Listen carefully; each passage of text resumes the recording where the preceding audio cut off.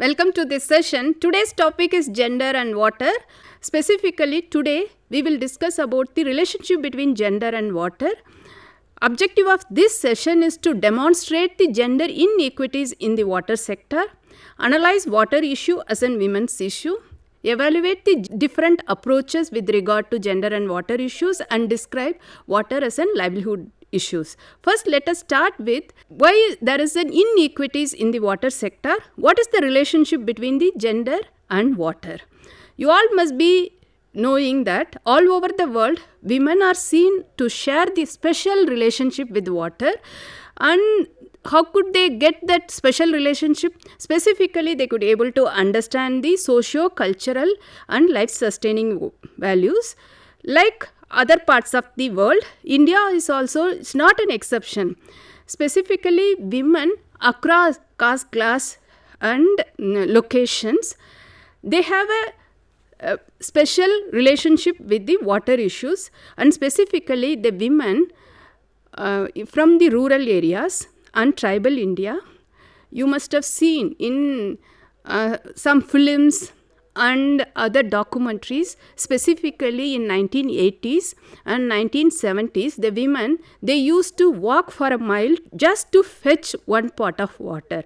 Now it has changed a lot. The government also has implemented various policies, programs to make the access to water for women and other marginalized communities. Whenever we talk about the specifically on common property resources or natural resources, there is a framework to understand these resources. That is how far women and marginalized communities, they have an access to control over these issues.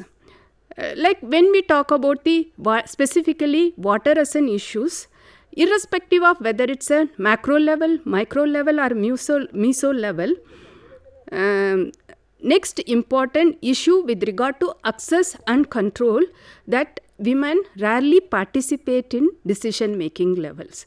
For example, if it's come to micro level, you all must be read and some of you must have experienced, there is a water users committee. In that water users committee, since there is a mandatory for the women or 33% reservation for any committees, so most of the women either they have co-opted or sometimes the women became part of the committee, but when it comes to decision making, rarely they actively participate and take the decision with regard to water issues. So let us first understand the gender inequities in the water sector, why these inequities emerged over a period of time, how we could able to address these inequities. What are the factors that determine women's access to water, and why do we need to understand these things specifically to address these inequities?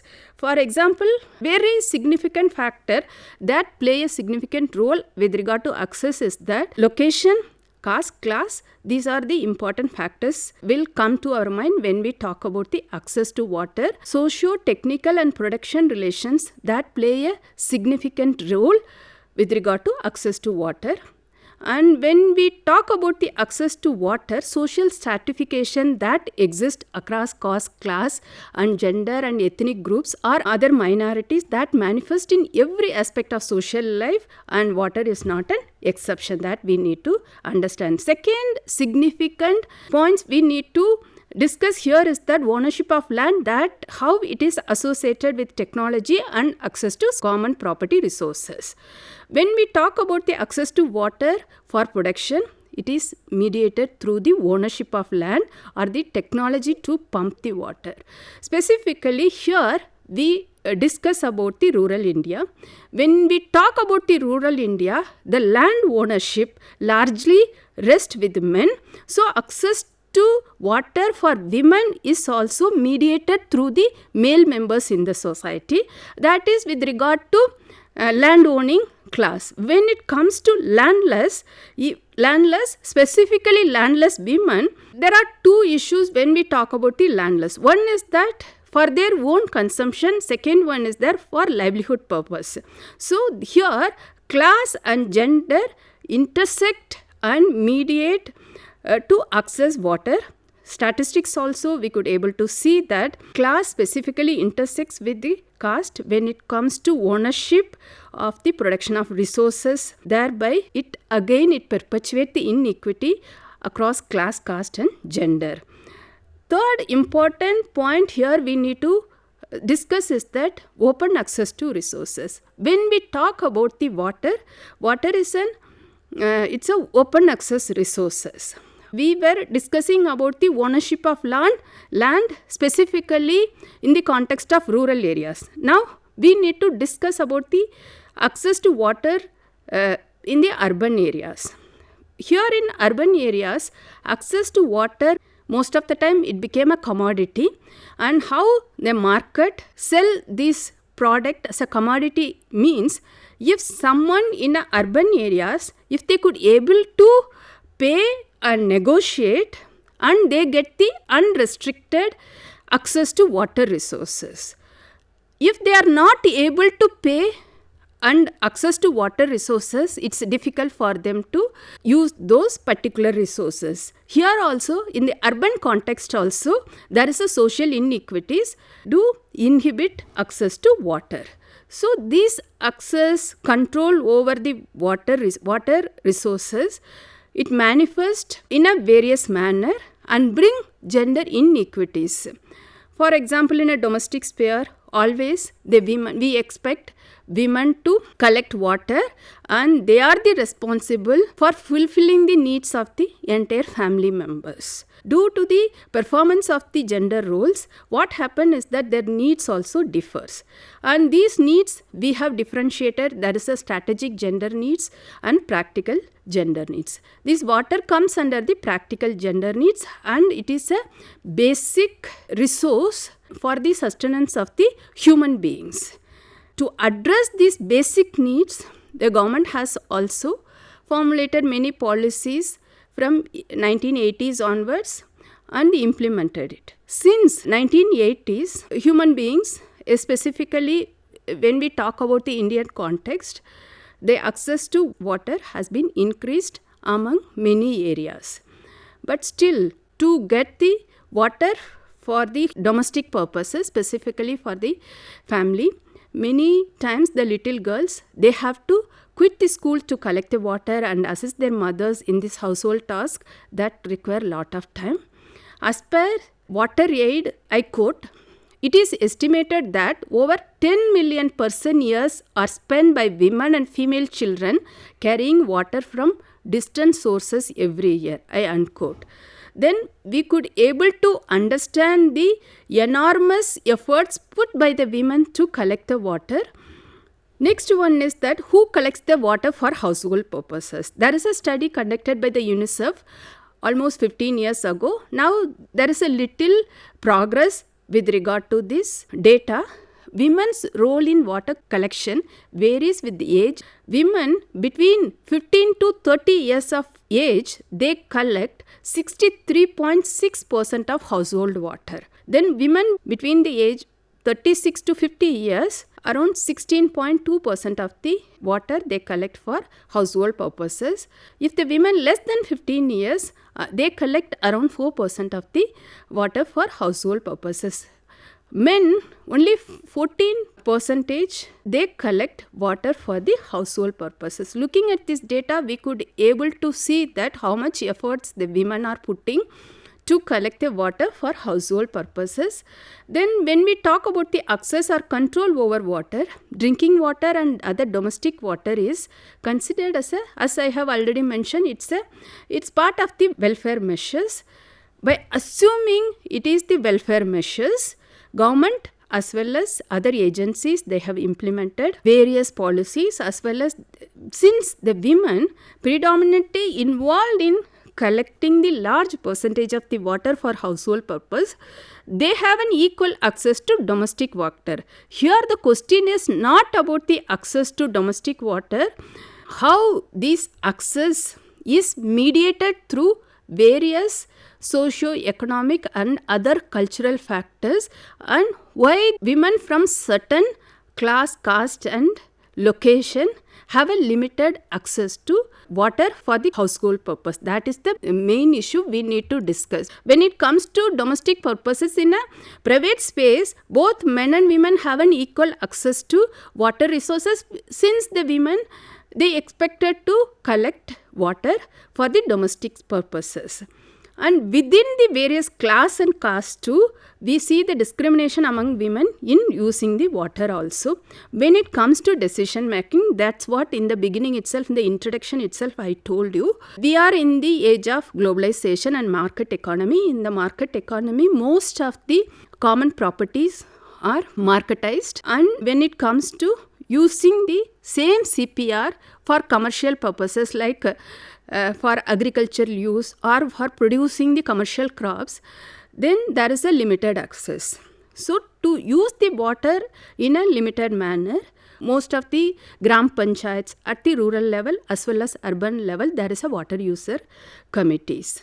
So in this water user committee, we need to make women as a legitimate participant to participate in the water user committee, and whatever decisions these water user committee they take, it's supposed to address the concerns of the women, since the women mostly participate in the collection of the water for the domestic purpose. There is one example I could able to quote here, that the recent study done in Maharashtra showed that only 11% of the women were members of the water user associations for irrigation, and only 3 women could be selected to be on the decision making bodies of the water user association. By looking at this data, we could able to understand that even water users association, the women, they have a limited role, or women, they may not be allowed to participate actively to take a decisions. Next one is with comes to knowledge in the water sector, which still so dominated by technology, and now as I have said that because of the institutional management of the water bodies, like institution means at the rural level, mostly the gram panchayats, most of the water bodies may be under the control of the gram panchayats, or some of the water bodies may be under the control of the state governments. When it comes to bigger water bodies, maybe state level or at the central level, the government will take care of the water bodies. So the management has been institutionalized. In this institutionalized structure, the knowledge of the poor or the users of the water, who are all the users of the water? Mostly the women are the users of the water. Their knowledge is not considered as important, that we need to understand that. For example, women's knowledge regarding the different sources fit for drinking water is often not valued in the planning process. Next important point here we need to understand is that why water is also a women issue. That is why do we need to study, and why do we need to understand or contextualize water is a gender issue.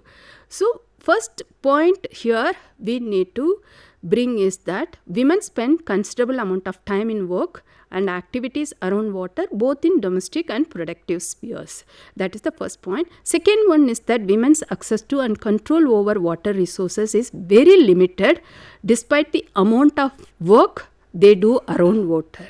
That is the second. Third one is that women's participation in decision making too is limited, as they are not the members of the key decision making bodies, and so thus very few women actively, or they may be part of the planning process at the micro or macro level. Even if the few women, if they are part of the decision making bodies, their points may not be considered when it comes to planning process. Next important point is that women, since they work always around water, both domestic as well as public spheres, but they must be possessing lots of knowledge and experience with regard to water sector. But these knowledge and experience are rarely valued in water resource and planning and management. So what is the existing assumptions? Why do we specifically in the planning process, why are they not considering women as an knowledgeable partners as far as water resources are considered. The assumption is that women are nurturers and caretakers, so women's relationship with water is therefore understood as a special, and they believe that all women across diverse groups have a better understanding of the health and hygiene needs of the household. That is the first thing. Second one is that since the women are considered as an torch bearers of health and hygiene needs of the household, even the women, they are expected to be maintaining the toilets and public hygiene also. So when it comes to water, means it doesn't mean that only it's for consumption purposes. The women, they work around the water and various activities they play with regard to water.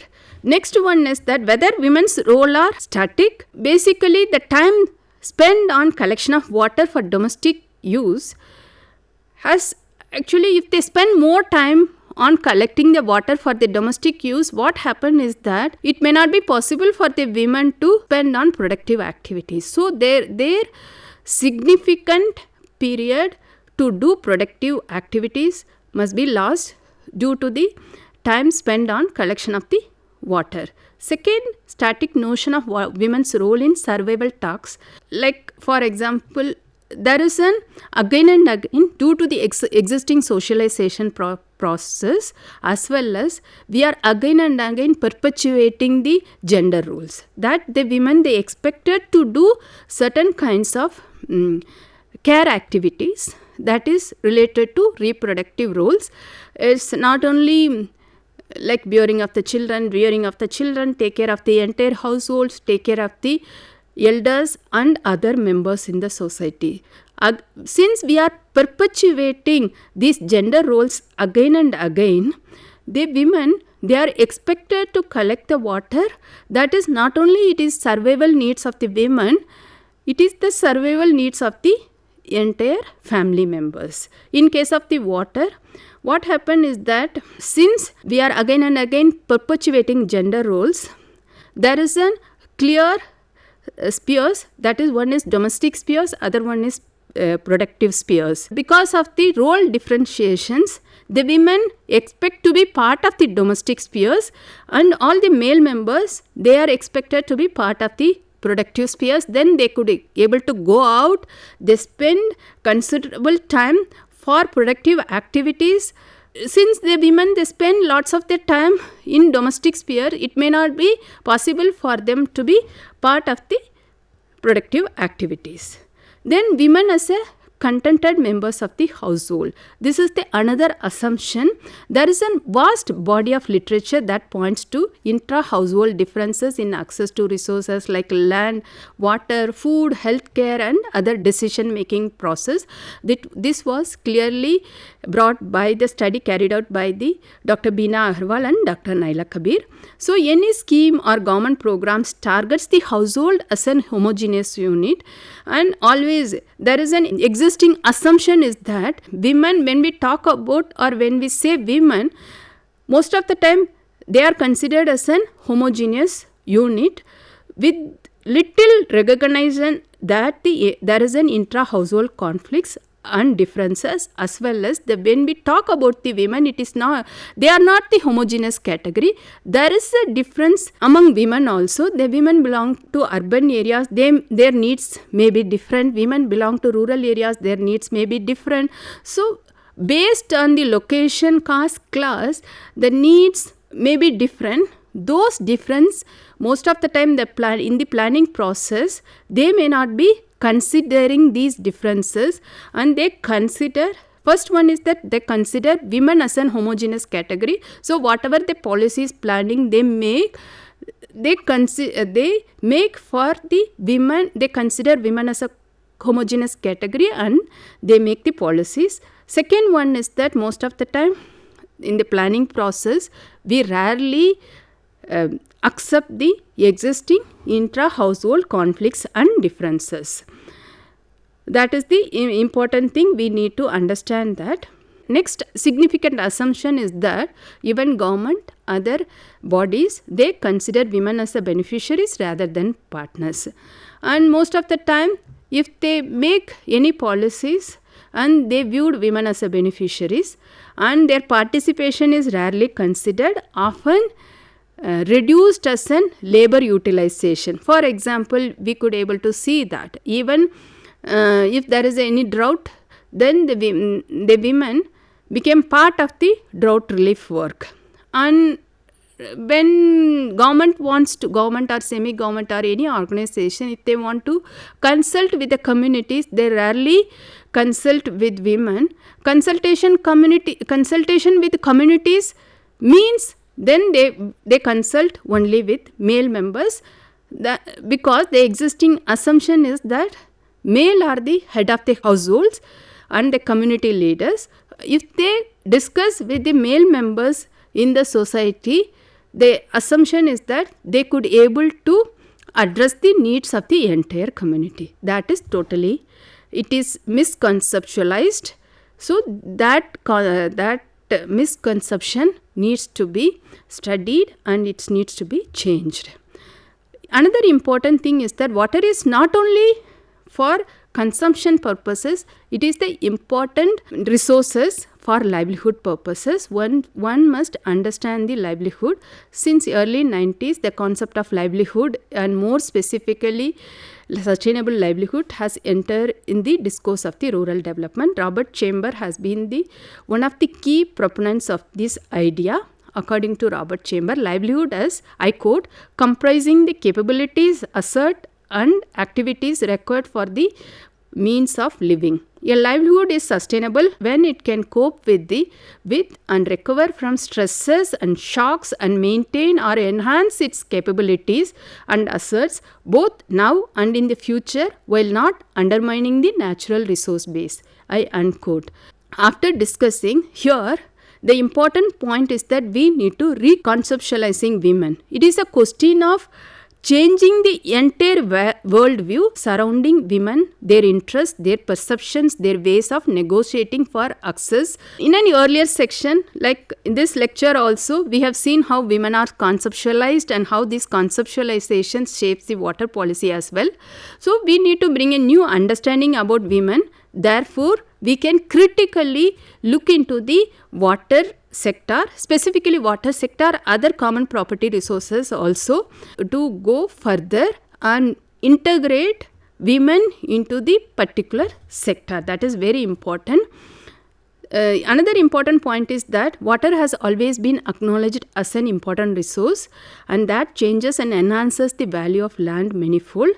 And almost all conventionally accepted norms have looked at water rights as linked to landholding rights. If someone has having a landholding, they could able to access the water also. It's important for the government to rethink about the landholding, and already the laws are there that women also equally they have an access to ancestral property. Still, this needs to be reconceptualized. We have to view in a different way, and we need to see who has the dominant rights over water.